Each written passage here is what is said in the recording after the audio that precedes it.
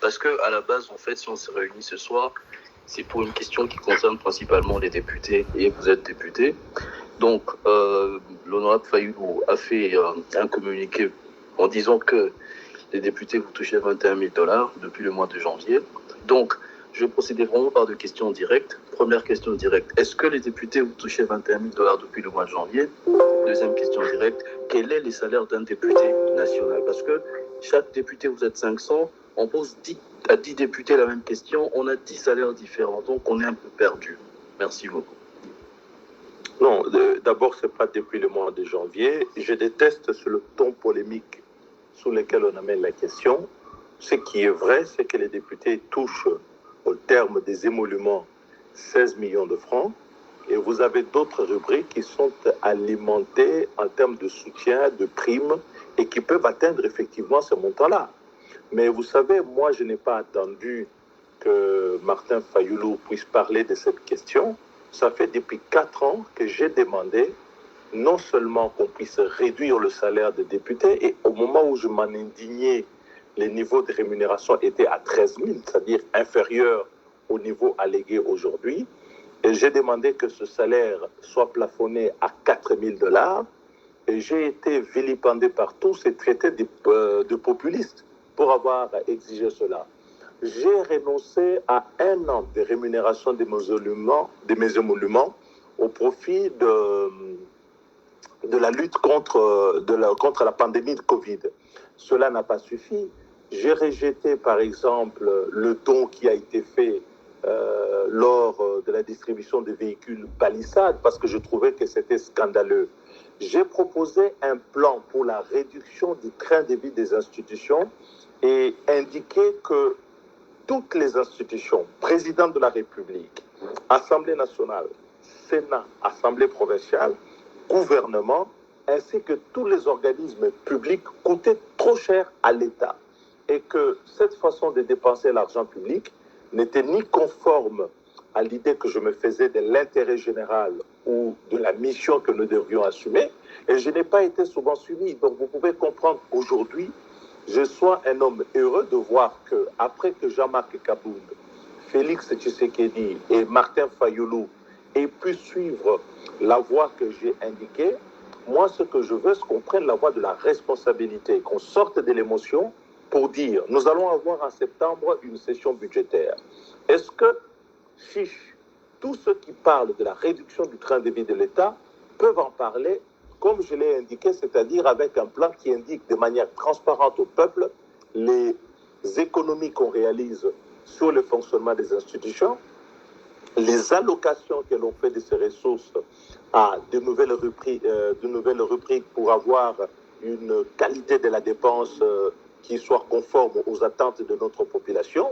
Est-ce que nous sommes prêts à faire ce saut ou bien est-ce qu'on se limite au niveau de la parole? Parce que si Martin dit que c'est depuis le mois de janvier, donc il doit pouvoir savoir parce qu'il y a des élus au niveau de la Chambre. Mais aujourd'hui, ce qui est important, ce qui devrait nous rassembler, c'est quoi?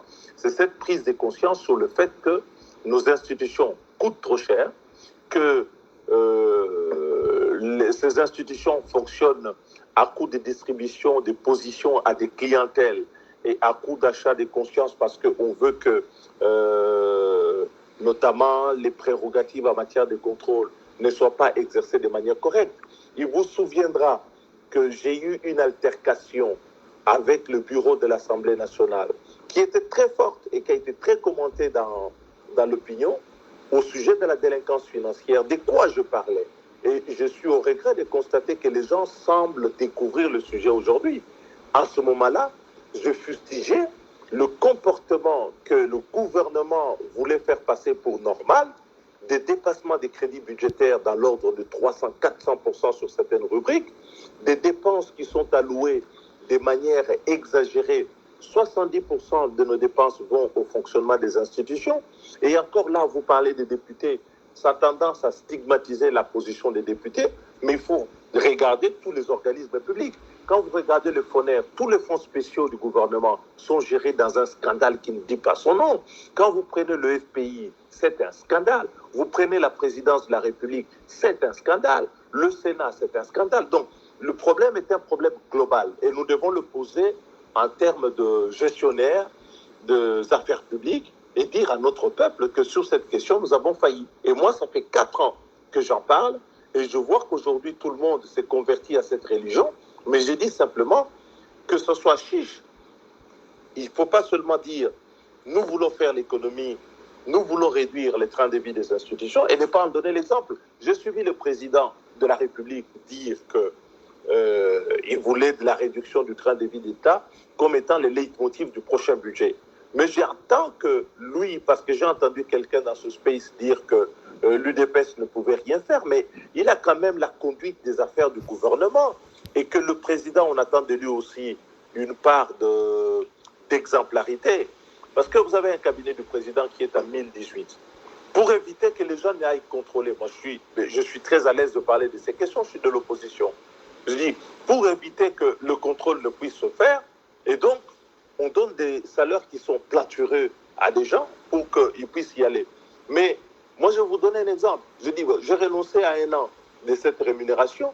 Qu'est-ce que ça donnait? Rien du tout. Au contraire, on a été isolé dans cet environnement. Et la même opinion aujourd'hui qui se révolte à cette époque nous a reproché le populisme, de faire du mathuvisme, d'aller se battre au niveau de l'Assemblée. Donc moi j'appelle à une prise de responsabilité, à un appui là-dessus. Qu'on puisse effectivement traiter les problèmes au niveau de l'Assemblée. Je vous dis, le député qui touche 16 millions, arrêtez de faire de la stigmatisation. Les émoluments, c'est 16 millions. Ça, c'est la rubrique contraignante. Ensuite, il peut y avoir des avantages qui sont payés sur ce que l'on appelle la réserve parlementaire, ou qui peuvent être payés et qui peuvent monter à des niveaux élevés. Et moi, je vous dis, je considère que c'est déjà trop. Et je me bats pour qu'on ait à 4 000. Et quand j'avais proposé en 2019, ma proposition, parce qu'il faut entendre les propositions, ne dites pas seulement stigmatiser question directe. À l'époque, j'ai dit, il faut que le salaire du député soit corrélé avec le niveau du salaire le plus élevé dans la fonction publique. De sorte que le salaire du député ne puisse jamais dépasser 3 fois le salaire du secrétaire général de l'administration publique. Et c'était en public, le débat était public. J'ai été minorisé sur cette question. Donc, en termes collectifs, j'assume, parce que c'est une responsabilité collective, mais à titre personnel, comme représentant du peuple, au titre du devoir de redevabilité, j'ai dit, j'ai fait mon devoir, j'ai alerté suffisamment. Je vois que d'autres acteurs aujourd'hui s'imprègnent de cela et sont en train de suivre. Et donc, c'est bon qu'on puisse aller, mais je demande qu'on puisse aller beaucoup plus loin.